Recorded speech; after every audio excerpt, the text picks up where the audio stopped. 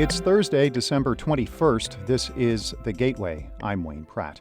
2023 has been a watershed year in Missouri and St. Louis politics, including when Gabe Gore replaced Kim Gardner as St. Louis Circuit Attorney.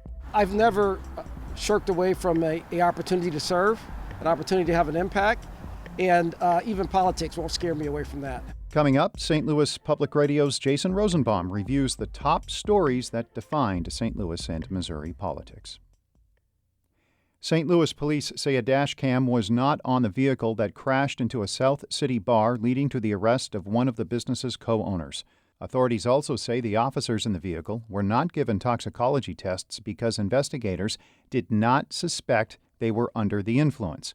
It's St. Louis Metropolitan Police Department policy to have reasonable suspicion before administering those tests. The Post-Dispatch reports those are the first comments from police since this week's crash. Authorities say the officers were distracted by the police radio, leading the driver to swerve and hit the business. The owners say police initially claimed they tried to miss a dog and then said they swerved to avoid a parked car. Police are not releasing body cam video citing the criminal case against a co-owner. Chad Morris is accused of pushing an officer. He was initially charged with a felony that has been reduced to a misdemeanor. A St. Louis apartment building with low-income senior housing is receiving a large federal grant. St. Louis Public Radio's Kate Grumke reports the money is for climate resiliency.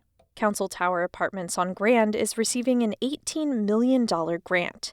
It's part of a Biden administration program to support energy efficiency and clean energy in properties that include low-income housing. Julia Gordon is an assistant secretary for the U.S. Department of Housing and Urban Development, which is overseeing the grants. All of this is putting resources into assisted housing at a time when production and preservation of affordable rental housing still is inadequate for the need and isn't necessarily ready for the future. The St. Louis building is one of 30 properties that are receiving similar grants today from the Inflation Reduction Act. I'm Kate Grumke, St. Louis Public Radio. Missouri officials are still deciding if they will opt into a program to provide more than $50 million in food benefits to roughly 430,000 children. The Missouri Independent reports social services and education officials have until January 1st to let the federal government know if the state will take part in the summer EBT program. If Missouri participates, it would have to submit a plan by mid-February. The state is still assessing its ability to implement the program for next year. It gives students eligible for free or reduced lunch at school $40 a month during the summer break to purchase food. The Independent reports Governor Mike Parson is urging advocacy groups to push some state departments to participate in the initiative. Many hourly workers throughout Illinois will see a bump in their paychecks January 1st. Mawa Iqbal has more. The state is raising the minimum wage for most workers from $13 to $14 an hour. The minimum wage for tipped workers will increase to $8.40 an hour, while those under age 18 working part-time jobs will get a raise to $12 an hour. The state has been phasing in minimum wage increases since 2019 and has one more to go in 2025 to get it to $15 an hour. Chicago has a higher minimum wage, $15.80 for employees and companies with 21 or more workers. The national minimum wage is just $7.25 an hour and hasn't been raised since 2009. Illinois joined 6 other states in raising the wage floor by at least $1 in the new year. I'm Mawa Iqbal. The Illinois Supreme Court has ruled bicyclists are nearly always permitted users of the road, but they are not always intended users. The distinction means municipalities are not liable for damages suffered by cyclists who are injured on roads that don't have clearly marked bike lanes or signage. The case involved a Chicago cyclist who was injured after he struck a pothole in a city crosswalk that had no bike lanes or signs. Janitors at AB InBev have unionized, but they will be part of a service contract involving non-union company Aramark. St. Louis Public Radio's Lauren Brennicke explains. Custodial workers are celebrating after a months-long effort to unionize. Clean Tech, a union contractor for janitorial services, will begin working with the brewery and its corporate headquarters in early January. Aramark will subcontract janitorial services to Clean Tech to avoid a longer labor dispute with the local union. Chris Rack is the Local Service Employees International Union Director. I think we've seen this year a lot of workers coming together to stand up for their rights in a way we haven't before. I would hope that more employers begin respecting their workers' wishes and not making it so difficult for them to organize and form a union. Union benefits and job protections for custodians will begin on January 8th. I'm Lauren Brennicky, St. Louis Public Radio. The Repertory Theater of St. Louis has raised nearly 3/4 of the $2.5 million it needs by year's end to complete its current season. As St. Louis Public Radio's Jeremy Goodwin reports, the money provides some breathing room, but the theater is not out of the woods. Theater leaders say their budget hole comes in part from declining ticket sales and a turn by some nonprofit funders away from the arts. A weekend fundraiser with actor John Goodman raised $150,000. Managing Director Danny Williams said at the event the rep will announce a new season in March. That still depends on raising more funds, Williams says, but close to $2 million is a strong start. It's giving us the runway to actually now dare to dream and to actually put the pieces together to announce a season. I wanted to give more hope to folks. Williams says the rep is close to determining if it can proceed with one or both of the main stage shows planned for the new year. I'm Jeremy Goodwin, St. Louis Public Radio.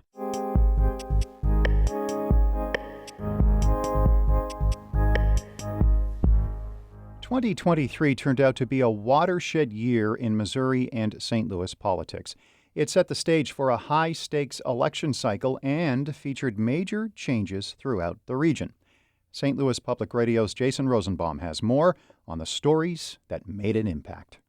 In some respects, 2023 was fairly similar to most odd-numbered years where tense legislative fights take precedence, especially since there weren't that many actual elections throughout the past 12 months.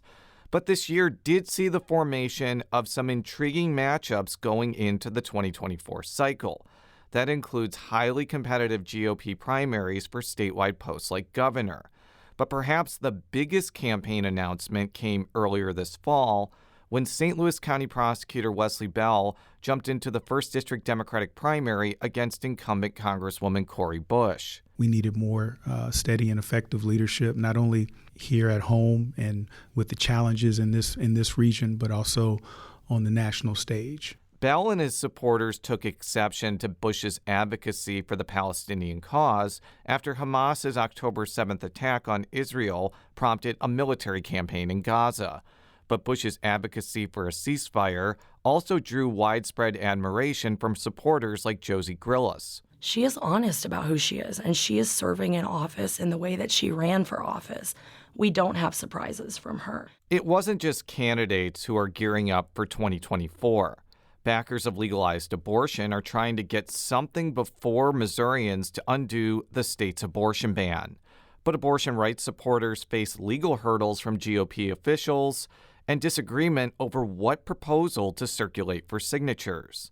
A surprise plan to scale back Missouri's abortion ban came from a group led by Republican strategist Jamie Corley. Corley's initiative would allow abortion up to 12 weeks of pregnancy and create exceptions for rape, incest, fatal fetal abnormalities, and the health and safety of the mother. People, whether they say they're pro-life, whether they say they're pro-choice, whether they say actually neither of those terms really identifies my views on this issue, can get behind what we're doing. There was more to 2023 than just the preparation for the 2024 elections. In Jefferson City, efforts to curb gender-affirming care for transgender minors consumed lawmakers' energy, and the state's LGBTQ community received a jolt before session ended when Missouri Attorney General Andrew Bailey sought to restrict hormone therapy and gender transition surgery for adults. Well, I'm proud that this is an innovative approach to protecting the health care of patients. Bailey's emergency rules on transgender health care didn't withstand judicial scrutiny, and he withdrew them after the legislature passed a ban for most transgender minors.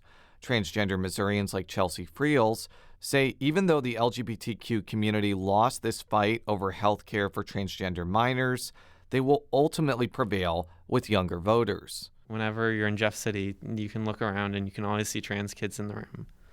And we always outnumber the amount of people in support of this type of legislation. The city of St. Louis's government faced arguably the most profound change in 2023.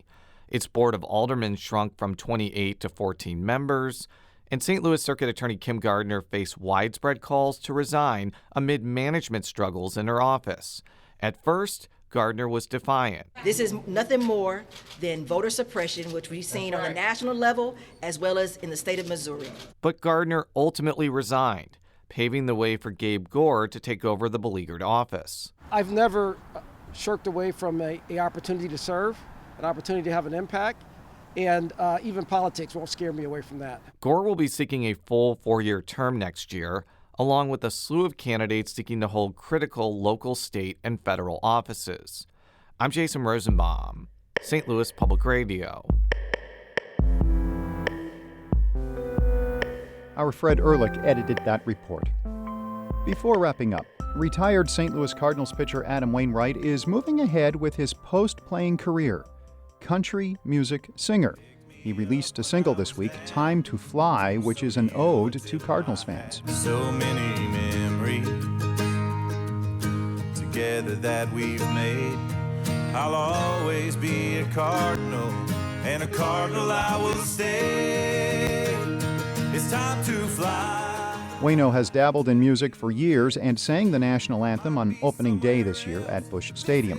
He was with the Cardinals since 2005 and finished his playing days with 200 career wins. Wainwright says a full album will be out in February. The Gateway is a production of St. Louis Public Radio, a listener-supported service of the University of Missouri-St. Louis. Theme music by Ryan McNeely of Adult Fur. I'm Wayne Pratt. St. Louis fans are one of a kind, and you'll always be in this heart of mine. And it's time to fly. Yeah, it's time to fly. Support comes from Missouri Forest Products Association, committed to sustainable and sound conservation of the state's forests, which support more than 41,000 Missouri jobs, resulting in a $10 billion industry. ChooseWood.com.